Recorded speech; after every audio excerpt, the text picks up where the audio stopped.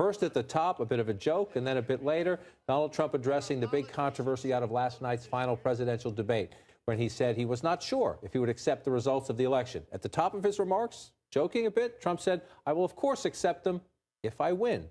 Later in his remarks, well, let's just listen. First, let's listen to the very beginning when Donald Trump tried to make light of a controversy that has a lot of Republicans mad at him.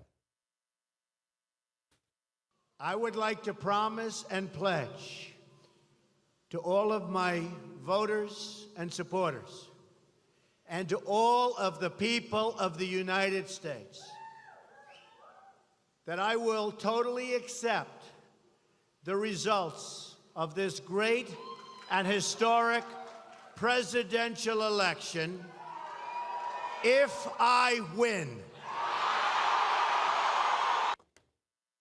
Clever line there. It would be funny if, and it is a little bit funny, amusing, but if not for the controversy stoked last night that has Republicans across the spectrum, including some Trump supporters and most of the non-Trump Republicans, saying you can't do that. You can't essentially assault and question America's democracy. We'll turn the sound in a minute. A bit later, he did say, if there's a clear election result, I will accept it. But of course, I'm going to keep available any legal recourse, recount recourse, court recourse, in case you get a 2000-like election, Bush v. Gore.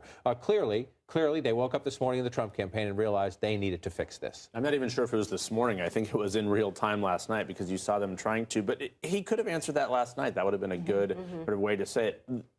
The parallels to 2000 are entirely different, as we've said earlier. I mean, predicting it in advance versus if something happens. But as things are going now, unless something massively changes here, this is not going to be decided on a couple votes here. But I think, he did clean this up. It'll probably be a little bit more Zantac for some Republicans out there, but, perhaps too little too late. And it says progress. He's now in line with his surrogates. So last night, they all were out of line with what he actually said, and now everyone's on the same page. All before lunchtime. But I do think, this kind of thing is going to come down to a candidate's judgment and his aide's judgment on election night. And we saw that with Mitt Romney in 2012 when they had planes ready to go out to battleground states. And it was the candidate who said, this isn't going to happen. Like, we're not going to take this extra step. We're going to go out there. I'm going to give my concession speech and we're going to move on. And at a certain point, you have to trust that if that is a scenario, that Donald Trump would make the same move. And it's interesting listening to him reading this. Donald Trump didn't say,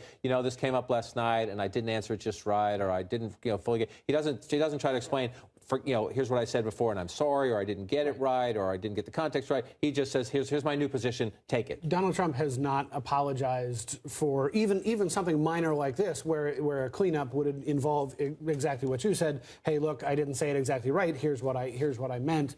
He's not that type of person. When parties get towards Election Day, everybody has planes on the ground ready to go to battleground states. The Senate Democrats and Senate Republicans will, to go to whatever close Senate race is in the balance. The House Democrats, House Republicans will. Just because he says he will accept an election result doesn't mean there's no implicit statement there that he won't make whatever legal challenges are legitimately available to him. But there's a larger point here that 7 Republican secretaries of state from around the country have called these kinds of comments irresponsible. That was just over the last Monday and Tuesday. I haven't checked in the last 24 hours or so if anybody else has. But the fact is, questioning the integrity of American elections undermines the very foundation of the thing that we've been relying on for 224 years. And let's quickly, because words matter in a situation. Last night he said he wanted to keep the suspense open. Let's listen to exactly what Donald Trump said when he just came out in, again, Delaware, Ohio, and tried to clean it up.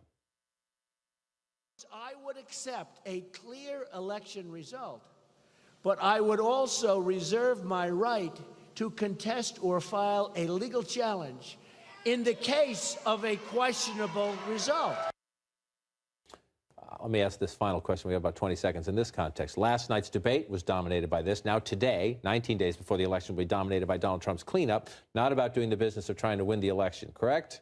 No doubt about it. And meantime, early voting starting in North Carolina today, in-person early voting. That's the issue here. So many ballots being cast as we speak. And? Literally millions of people have already voted in this election. Yeah, those are the ridiculous. diehard partisans. The people who are just starting to vote now or who will be voting on Election Day are the people who are undecided.